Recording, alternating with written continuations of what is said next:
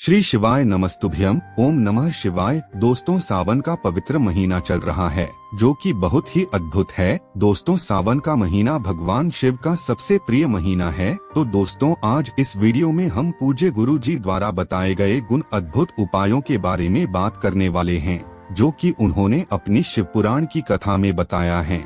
तो गुरु जी को अच्छे से सुनकर समझकर आप सभी को बताऊंगा। तो दोस्तों, आज की इस वीडियो में हम 3 उपायों की बात करने वाले हैं जो कि आपको सावन के सोमवार में जरूर करने चाहिए।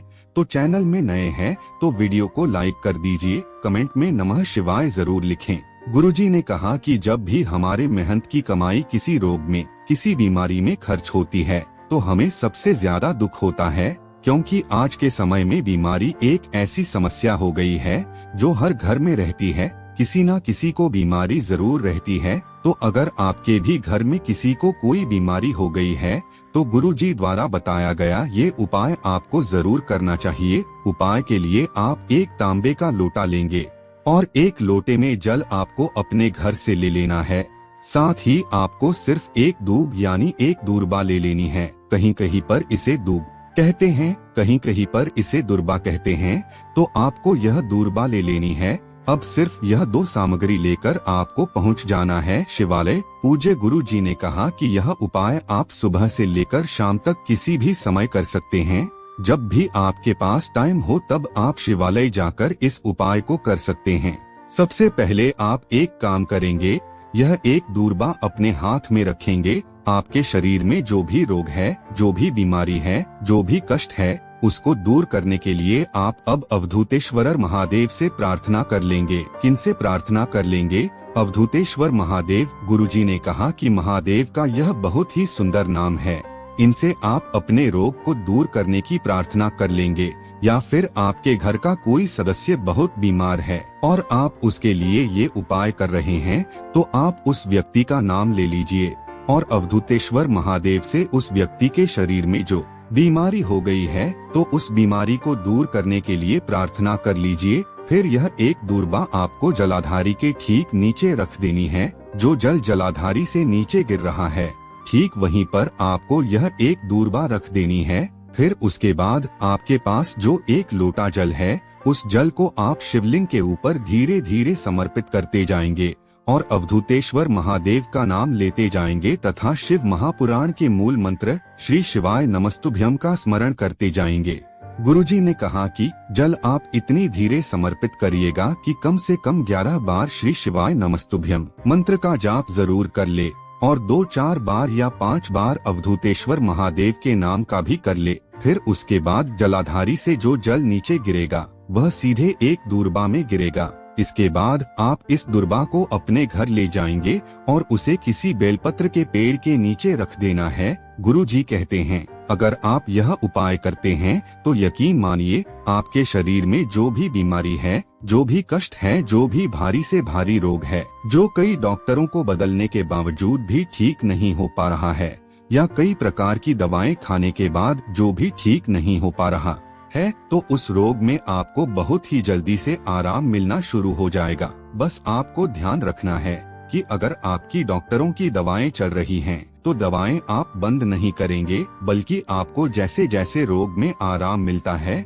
वैसे वैसे आप दवाएं कम करते जाइए। चलिए आगे बढ़ते हैं अपने दूसरे उपाय की तरफ। दोस्तों, यह जो दूसरा उपाय है, यह आपको अगर धन की परेशानी है, आपके पास धन टिकता नहीं है, घर में कर्ज बढ़ गया है, तो इस उपाय को आप निश्चिंत होकर सावन के पहले सोमवार में कर सकते हैं। आपको जरूर ही फायदा होगा।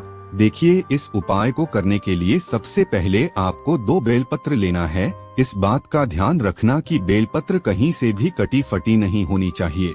अगर आपके पास बेलपत्र नहीं है तो पूज्य गुरुजी तो यहाँ तक कहते हैं कि आप शिवलिंग पर चढ़े हुए बेलपत्र को साफ सुथरे पानी से धो करके पुनः उपयोग कर सकते हैं।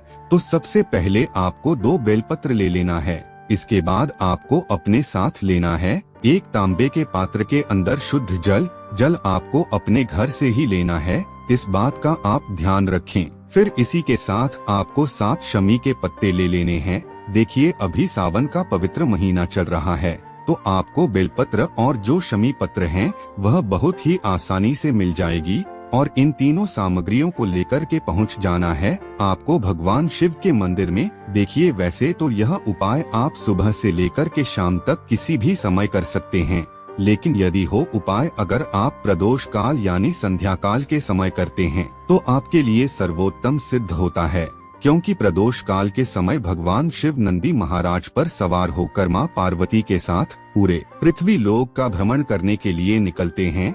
देखिए, आपके पास जो 2 बेलपत्र हैं, उनमें से आपको सबसे पहले एक को आपको अपने सीधे हाथ की हथेली पर रखना है और आपकी जो भी विशेष मनोकामनाएं या फिर जिस भी कार्य के लिए आप यह उपाय कर रहे हैं, मान लीजिए कि आप धन प्राप्ति के लिए यह उपाय कर रहे हैं या फिर व्यापार में वृद्धि के लिए आप ही उपाय कर रहे हैं या फिर नौकरी के लिए, तो महादेव से आपको अपनी कामना को पूर्ण करने के लिए प्रार्थना कर लेनी है। और यह एक बेलपत्र आपको माता अशोक सुंदरी वाले स्थान पर समर्पित कर देना है। बेलपत्र का जो चिकना वाला भाग है वो माता अशोक सुंदरी से स्पर्श करना चाहिए और जो पत्ती वाला भाग है वह शिवलिंग की तरफ रखना है।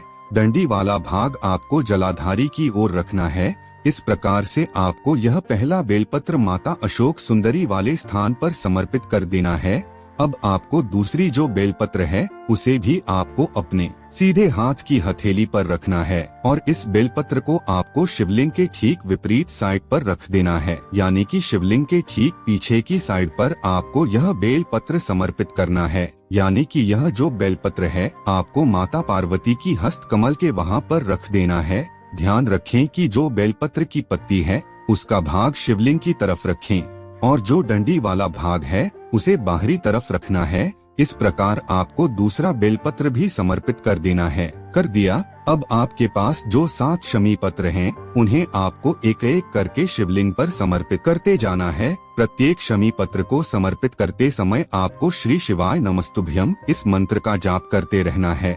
ध्यान रखें कि आपको 7 शमी पत्र एक साथ समर्पित नहीं करनी है।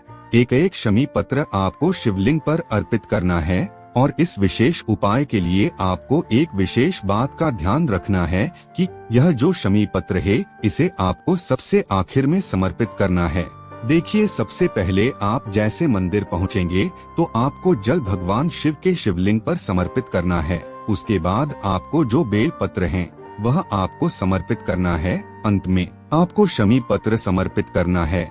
इसी क्रम से आपको यह उपाय करना है। गुरु जी ने कहा है कि यदि आप महीने में एक बार भी इस उपाय को करना प्रारंभ कर देते हैं तो आपको महादेव की कृपा प्राप्त होना प्रारंभ हो जाती है।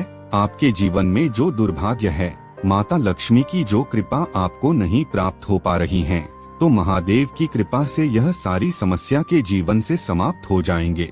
आगे बढ़ते हैं। इस वीडियो में हम लोग अपने तीसरे उपाय की तरफ, और यह तीसरा उपाय कैसे करना है और क्या फायदे हैं, उससे पहले एक छोटा सा काम कर दो, वह है वीडियो को कर दो लाइक और चैनल को कर दो सब्सक्राइब। अब देखो, सबसे पहले समझेंगे इस उपाय के फायदे के बारे में। इसके 2 फायदे हैं। पहला फायदा तो यह है वह इच्छा पूर्ति यानी कि मनोकामना पूर्ति, और दूसरा अगर आपके घर में लड़ाई बहुत होती है तो भी आप इस उपाय को कर सकते हैं। बस यह उपाय बहुत ज्यादा आसान है, बहुत ज्यादा। क्या करना होगा, मात्र लेनी होगी एक बेलपत्र जो कहीं से कटी फटी ना हो। इसके बाद लेना है तांबे का लोटा। एक तांबे का लोटा लेना और इस तांबे के लोटे में जल भर देना अपने घर से। कहाँ से भरोगे, अपने घर से जल को भर देना कलश में। इसके बाद इन दोनों चीजों को लेकर पहुंच जाओगे महादेव की शिवलिंग के पास। इस उपाय को आपको महादेव के मंदिर में ही करना है। सुबह करना है, सुबह करो। शाम को करना चाहो शाम को करो। मैं आपको कई बार बता चुका हूँ कि महादेव का पूरा परिवार शिवलिंग पर ही विराजमान है।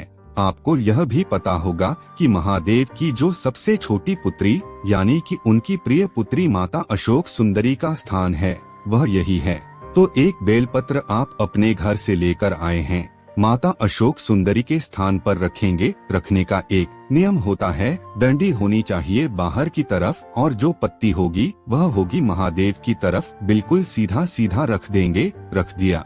अभी आपके पास एक कलश है जिसमें आपने जल भर रखा है। एक नियम फॉलो करेंगे, जो बताऊंगा उसे ध्यान से सुनना। उसी कलश में से एक बेलपत्र के ऊपर 7 बार जल को चढ़ाएंगे। श्री शिवाय नमस्तुभ्यं का स्मरण करते हुए 7 बार कैसे? जैसे थोड़ा सा जल गिराया, श्री शिवाय नमस्तुभ्यं, फिर थोड़ा सा गिराया, श्री शिवाय नमस्तुभ्यं, फिर थोड़ा सा गिराया, श्री शिवाय नमस्तुभ्यं। इसी तरह से उसी कलश से थोड़ा जल लेकर के 7 बार जल गिराएंगे। इसी बेलपत्र के ऊपर माता अशोक सुंदरी के स्थान पर पूरा का पूरा कलश का जल 7 बार में खत्म नहीं करना है, थोड़ा सा बचा लेना है। बचाने के बाद फिर आना महादेव के शिवलिंग के थोड़ा सा करीब, फेस करना उत्तर दिशा। जितना भी जल अब आपके कलश में बचा हुआ है उसको 3 बार में महादेव के शिवलिंग के ऊपर समर्पित कर देंगे। श्री शिवाय नमस्तुभ्यं का स्मरण करते हुए बार बार कलश को नहीं भरना है। 7 बार जल माता अशोक सुंदरी के स्थान पर और 3 बार जल भगवान शंकर के शिवलिंग के ठीक ऊपर समर्पित कर देना। जब जल चढ़ाओगे, चाहे थोड़ा सा ही चढ़ाओगे, जल बहता हुआ इस बेलपत्र से होता हुआ नीचे गिरने लगेगा। इस जल को अपने हाथ में लेकर दोनों आंखों पर लगा लेना और खड़े होकर के महादेव के सामने विनती करना, हाथ जोड़कर कि हम लोग इस परेशानी से परेशान हैं, आप हमारे इस परेशानी को दूर कर दें। हैं हमारी यह इच्छा है, काफी दिनों से अधूरी है, आप इसको पूरा कर दें। इस तरीके से प्रार्थना कर देंगे। उसके बाद आप अपने घर चले जाएंगे। जो भी व्यक्ति इस तरीके से उपाय तो कर लेता है उसकी सारी इच्छाएं पूरी हो जाती है। तो आज की वीडियो में हम लोगों ने 3 उपाय की बात करी जो सावन के किसी भी सोमवार के दिन आपको जरूर करनी चाहिए। तो वीडियो को लाइक कर दीजिए और चैनल को सब्सक्राइब भी कर दीजिए।